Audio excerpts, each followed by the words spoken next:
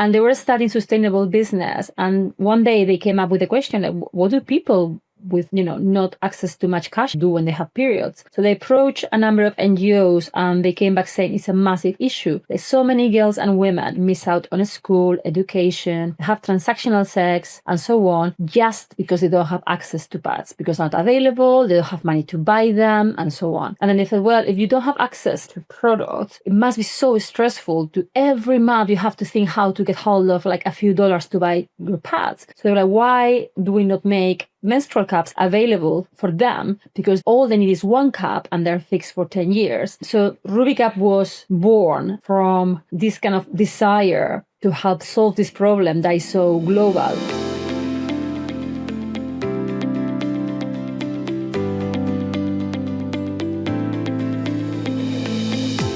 Hello guys, and welcome back to the Founders Flow podcast. Today I'm excited because I'm a big fan of the products. And I just love talking to CEOs. And today we are with Amaia, the CEO of Ruby Cup. So hello and welcome. Thank you so much for joining us. I feel like you're the epitome of who we want to talk to on the Founders Flow. You're not only an absolute boss, but you're bossing a mission-led brand that is also within the female health world. So it was just like, if we could get a good little debrief, or if we were writing the personality or the description of who we would want on the podcast, it would 100% be you. Yeah. That's for me to say thank you. I'm so happy to be here. Yeah, thank you so much for joining us. Could you give us, and the listeners that don't necessarily know you or Ruby Cup, just a little bit of a lowdown about who you are, what you do, how you got into this as well? Wow. So I joined Ruby Cup in 2012 when the company had just launched with the mission of making the best period products available for everyone, no matter where they lived, how much money they had, and just be able to give everyone the chance of having a period that was not a nightmare, basically. I met the three founders, at a house party in Nairobi in Kenya, a week after I had moved from London to Kenya because of my husband's job. And I had totally decided I was going to take quite a few months off to just like chill and so on. I met these three women at a house party on my first week.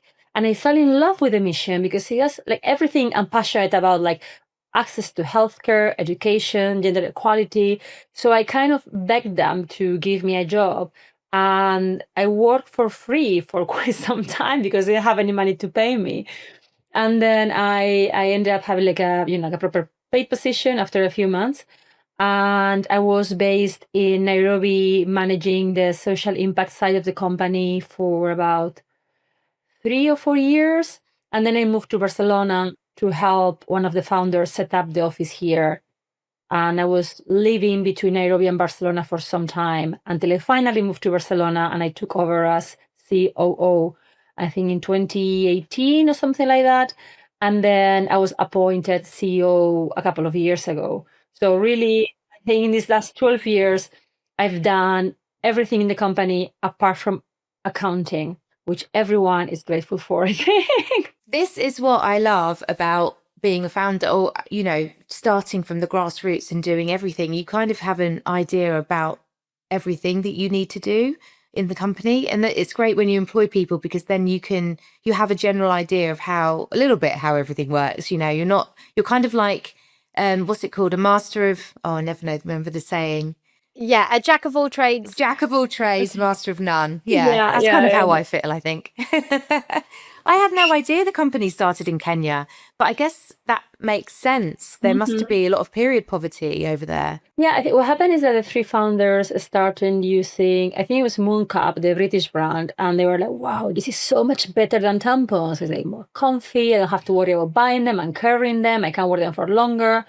And they were studying sustainable business. And one day they came up with a question, like, what do people with, not access to much cash at all do when they have periods?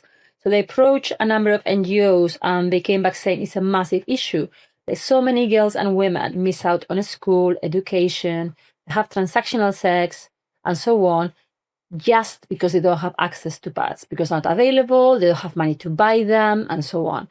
And then they said, well, if you don't have access to products, it must be so stressful to every month you have to think how to get hold of like a few dollars to buy your pads. So they're like, why do we not make menstrual cups available for them? Because all they need is one cup and they're fixed for 10 years. So Ruby Cup was born from this kind of desire to help solve this problem that is so global.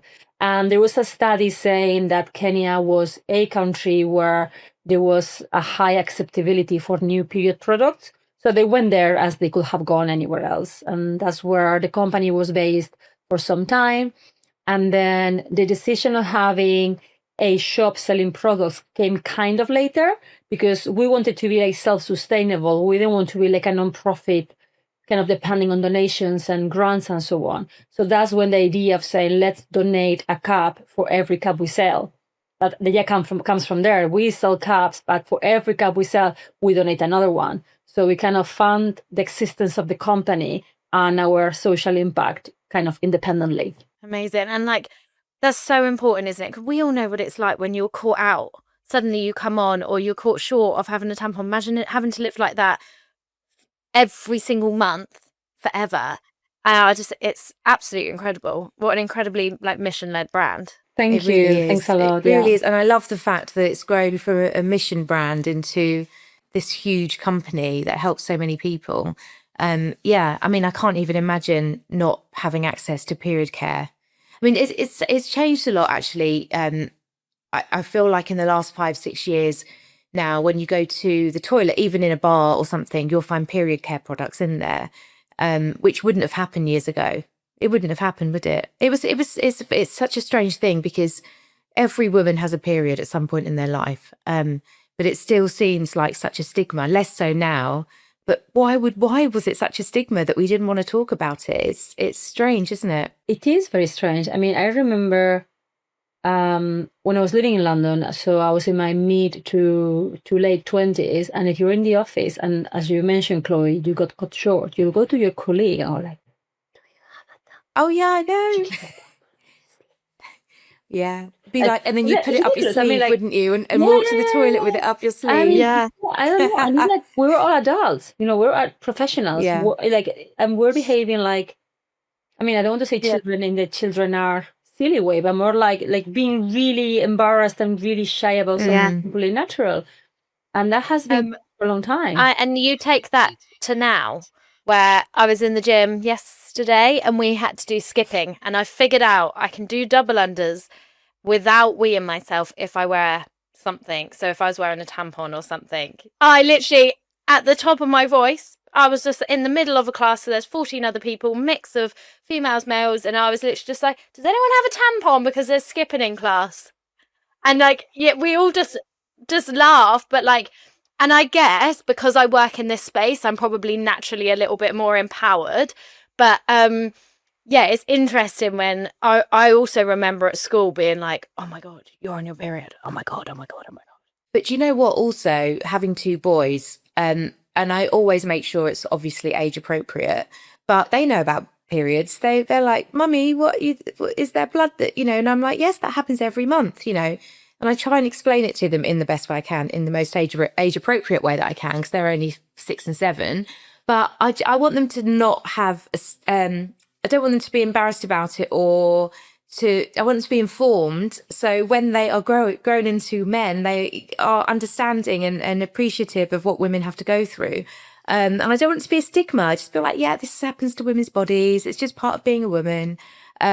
So yeah, I mean, I don't have girls, I have boys, but I'm trying my best to raise them and to be, thoughtful and kind and all of those things, and informed. So then, yeah, so it's important as well to educate the men as well as the women. It's 100%, because I think this is something we got a lot from the younger girls using the cup. I mean, in Kenya, Tanzania, Uganda, I remember this from when I was like 12, 13, 14, that, I mean, like, getting blood on your trousers in school was a fate worse than death. It was like, oh my God, like, let me a jumper. It was so embarrassing. And a lot of that is because you are under the impression, or you are led to believe, or you are socialized to think that men or boys in the classroom are going to completely freak out or make fun of you or tease you if they see you have a period.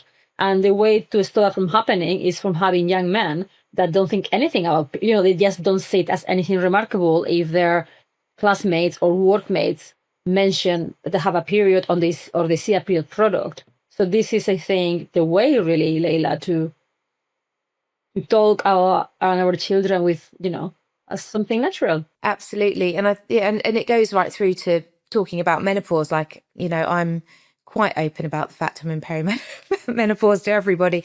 Completely forget what I'm saying halfway through a sentence. And, and I think years ago, we all would have been like, I'm in perimenopause. It's really embarrassing. I don't want anyone to know how old I am and all of this. But I'm like, I just tell anybody that will listen, because, I'm like, excuse me, you have to mind me. I might forget what I'm saying halfway through, or forget your name, or all these things. But, I think we just have to take it upon ourselves to kind of, make it, to remove the stigma around it. And that you can only do that by being open yourself, I think. Yeah. People love it. It's like Chloe said, right? When you work in this space where female health is talked about, like it happens, I'm 45 and I suspect I'm entering perimenopause. I do have some symptoms. But when I talk to my friends who are between, say, 42 and 52, and they say something like, oh, I'm sleeping super badly, I have insomnia, I'll say, is your period coming? Or as your period, I mean, like, I ask them questions or about their hormonal health, so to speak, or I invite them to explore. Do you think it might be related to your cycle, or that you are reaching perimenopause? I mean, all these questions not questions, but just like things that are happening to our bodies. And if we never think about them, we never know about them, we never look after them, we go around sleeping super badly, forgetting things, being bloated, and not knowing why. And once you know why it might be, then there is a way to make it better, or at least accept it, or worry less even. Yeah. Amaia, has working in menstrual health changed the way you think about your cycle and your own body? Because you mentioned there about, you're aware more now, and maybe you're speaking to friends about it. How has it changed? I think until I joined Rubicap when I was like 32, I think, I tried not to think about it. I mean, basically it was like, I have my period. I used tampons for many years. And then when I joined Rubicap, it is also a bit when I started trying for a baby with my partner. And actually we had a very long, hard road until we had children. But then it's like at 30, 32 is when I started thinking, oh, my period, tracking how I felt at different moments in my cycle, really learning about my reproductive system. And I think it was only because the job I had and because I had a hard time having babies. I think many of us, or I would probably have gone all the way till menopause, not thinking about my period, not thinking about any of that if it wasn't because of my job and those challenges. But now, like, it has really enriched my life. And now, I mean, a very silly example is like, I'm not a very good sleeper, but the 3 days before my period, I sleep super, super badly. But now I know it's going to happen, and I know why it's happening. So if I know, okay, in the next 3 days, I want to sleep very well, I'm going to adjust my routine a bit, and maybe work from home instead of going to the office. Maybe I'll go swimming instead of going to spinning class. And I feel much more I don't say in control, because in control can sound like you're trying to control your body, but I feel more comfortable and more knowledgeable, and also like better friends with my body. It's like my body's talking to me, I'm talking back, and yeah. I thought it was interesting just what you were talking about in terms of you started noticing your period when you started trying to conceive, because I think we've had this conversation before, because I experienced 6 miscarriages, and I know that you have had issues as well. And I never even tracked my period before trying for a baby. And I think if I'd have just fallen pregnant like that and had a baby, I probably would have continued my life not really taking any notice of it. But all of a sudden I was like, oh, learned about my cycle, and that you can only, you ovulate, you have to track your ovulation, and there's only like a period of 3 or 4 days when you can get pregnant in your cycle. And then, when I went a bit deeper into it, you kind of learn about the luteal phase and all of those things, then how your body reacts. And it is fascinating. And you can make changes in your diary and in your life to make, to take into consideration how you're feeling in different stages of your cycle, which I would never have thought about before. So, yeah. No. Amaia, would you, please feel free to say no, but would you care to share some of the challenges that you face? Because I feel like for us and the conversations that we've had across this podcast, what's coming out is like, actually, the smooth, have sex, go through pregnancy, give birth, have a child, is the story that we're told is going to happen, but actually very rarely happens like that. I mean, it's crazy. I mean, I am all for telling young people about how to prevent a pregnancy and look after themselves and their sexual health and so on.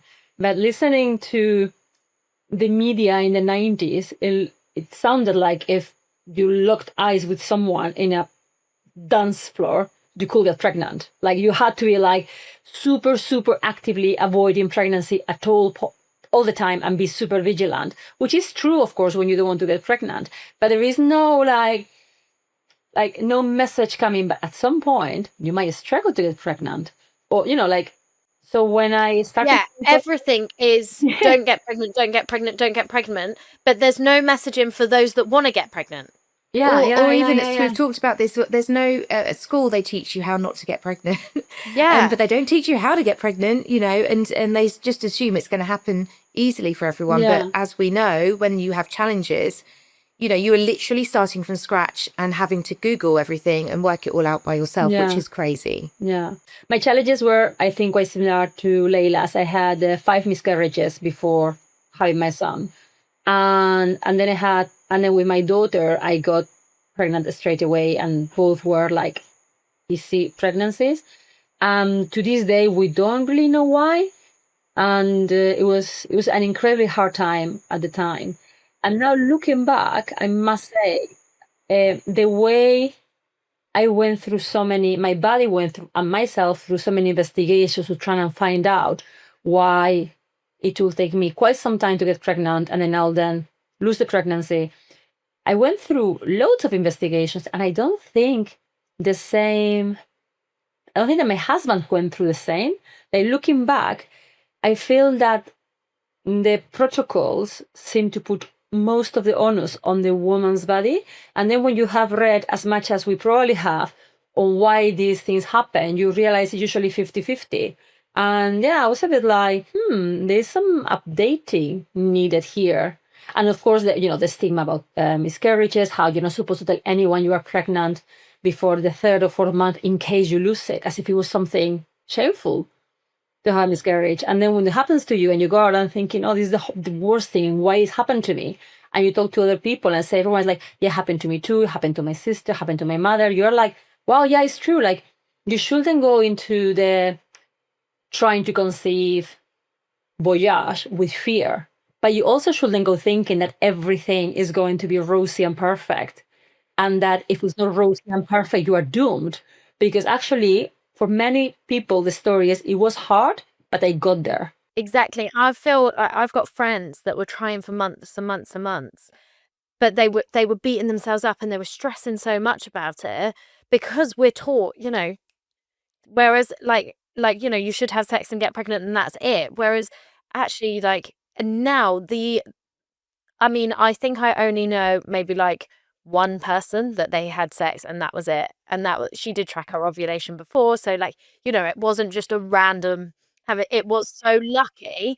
But everyone else that I speak to, and I'm of an age now where a lot of my friends around me are having babies, they've been trying for months and months and months. And similar to you both, some of them have experienced miscarriages, but no one ever really, it's like she had a miscarriage.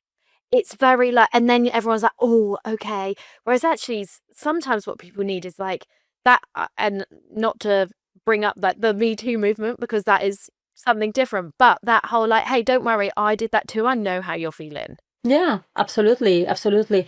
And also, I think, yeah, that being more open about what it can entail to have a period, to try for a baby and to not succeed, or to take a very long time, very long, painful road, to not how many women that do not want to have children, they have to constantly justify themselves why they not want to have children. Early menopause, perimenopause, menopause is like, on the one hand, I feel that society puts the female body in a pedestal. Oh, you can have babies, but at the same time, all the workings behind that miracle are taboo. It's so weird. It is. It's almost like we have to deal with so much as women, but how can I explain it?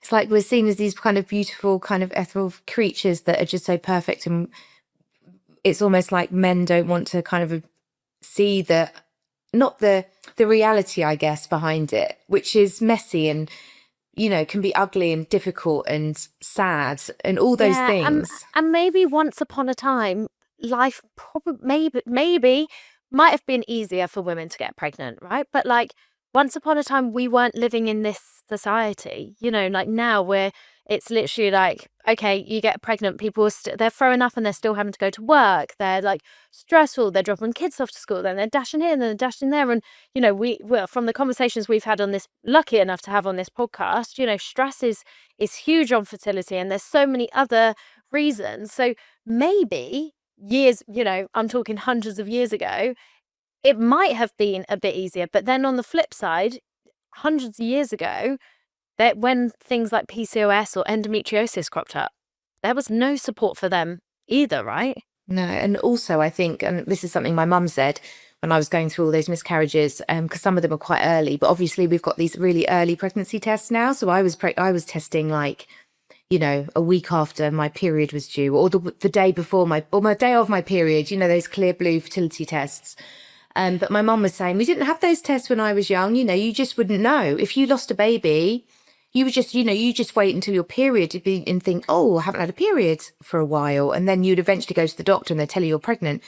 But, 2 months have gone by, you might have had a miscarriage. You'd never know. So I think, 100%. I had yeah. the So I same think a lot of women just discussion. would never have known. So we Same don't discussion with really my know. mother. Same discussion. I remember her one night when my sister got pregnant. She's older than me, and she has like teenagers now. But I remember when she came, oh, I'm pregnant, and she was, oh, how far gone? And she was like, oh, my period was due 3 days ago. I was like, what? Exactly, In my but that's the time, thing. you had to have 2 missed periods, and then you went to the doctor. So by the time you actually were certified as pregnant, you were like 3 or 4 months pregnant, and many miscarriages were missed because your period came before that 3 month mark. So I mean, I have to say that sounds less stressful than what we went through, because I knew I was pregnant. Like I would be like 4 weeks, 2 days or something, and I would know already. I think I think I kept them in business, Clear Blue. yeah, and it's like we mentioned, Chloe, about the stress, and it's the thing is that once again is this dichotomy between all of us knowing that stressing out is not going to help. We're going to feel worse. I don't know if there is any evidence on how the level of stress needed to affect fertility and so on. But you are just going to have a much worse time of it if you're super stressed. But when a person is there, you are a ball of stress. Anyone telling you not to stress, you want to kill them. Do you think I want to feel like this? And when I have seen friends in the situation I was in, all I wanted is to call them and tell them, I don't want you to stress, and I know you can't help it, and this is shit, because it's like, yeah. It's so true. I actually thought, so I went to Ibiza. I can't even remember. Yeah. I'm still recovering. Last week. Last week. And before Ibiza, I thought I could have been pregnant, and I was due on my period the day we flew. So I was stressing all week because I was like, well, I want to do a test now because I need to know, because I need to get in my head, if I'm not drinking in Ibiza, do I tell them? Do I, like, where do we go from it? And I was stressed the whole week. And I actually came on my period just before we flew, but I was like question, I was like, do I not do a test? Because I know I can do a test. So, and my best friend who is pregnant, she was like, wait until the day your period. And I'm like, what? So then I find out I'm pregnant, then I fly to Ibiza, like, and I spent the whole week stressing about it. And like you say, if that option was obviously we're so grateful that we have all this technology and science now, but if you take that and that's just not an option, I would have just carried on with my life. So I think we are almost to the end of our podcast. We ask all of our guests the same question. Actually, have we talked about this already? How do you personally manage your menstrual cycle, hormonal cycle around your career? And are there any boundaries you honour in different phases of your cycle? I track my cycle and my symptoms religiously. I'm not very good at these things. I carry a million diaries, but I have an app. I use Clue, by the way, no sponsor, to track my cycle and my symptoms. And now that really helps me understand how I'm likely to feel at different points of my cycle, especially the week before my period. And also because just to add more fun, I also have fibroids. So, and they are really like getting bigger. So I may have to have surgery at some point. I feel fine, but it also means that I also bleed around my ovulation time. And because with my gynecologist, we are thinking, should I just let them be because probably they're going to disappear in menopause, or should I have surgery and remove them? I need to monitor how much and when I bleed. So I do track all my symptoms. And I do think there are some things that help manage what's for me the worst symptom of being approaching perimenopause, which is, as I mentioned before, is my obsession, is my insomnia, how badly I sleep. And I take magnesium supplements for that. And that's something that really helps. And yeah, I think basically I try to, I think I have managed now nearly fully to shift my mindset from my body not sleeping, bleeding, being bloated, being tired, brain fog, all those things, as opposed to see it as an enemy, as something to fight and rebel against, to observe all these changes with kindness and compassion, and just try to go with it and flow with it, and accept that I'm not going to be at top performance, top mood, top everything every day of the month, and see those times where I need more rest, or more rest as a treat to myself. Like, okay, today my period's coming tomorrow, I'm really tired, so today I'm going to work from home, and maybe I'm going to delegate all the childcare to someone else, my husband, and I'm just to rest and see that as a present to myself, as opposed to a limit or something that's stopping me from reaching something. I love that because I think we just punish our body so much, and to be able to kind of celebrate our period and be like, actually, it's a time to rest and relax. Just before I came on my period, I just had like this urge to do like nothing. And I was just, but then with that came up all of those like natural, like, oh my God, I'm being unproductive. Oh my God, why don't I want to do it? Why don't I? Boom, bleed, fine. Whereas actually, if I had just sort of allowed myself, but I think because I didn't know when my period's quite irregular. So if I'd known, right, I'm due on around this time, then I probably could have like relaxed myself a little bit. But instead I was like, am I pregnant? Oh my God, maybe this is a pregnancy symptom. Oh my God, I'm anxious. Oh my God, blah, blah, blah. I completely sympathize with that. And again, that's another thing that we don't really talk about, do we? But hey, we can save that for another podcast. Amaia, thank you so much for joining us. It's been so amazing to talk to you and hear your story, and please keep doing what you're doing at Ruby Cup, because it really is amazing. And like we said, we know what it's like when we're cut short. So for you to be able to sort of change the world of access to female health products is really important. So thank you. No, thank you for having me. I love this chat. It's gone by so fast. I know. I feel like we could probably block out another hour or so. Yeah. Thank you so much. So guys, if you wanted to check out Ruby Cup, they are at Ruby Cup on Instagram and rubycup.com. And of course, come and join us over at My Overcare. And also don't forget to join our WhatsApp group. And of course, you can shop for the home of all hormonal health at myovercare.com. Thanks so much. Thank you.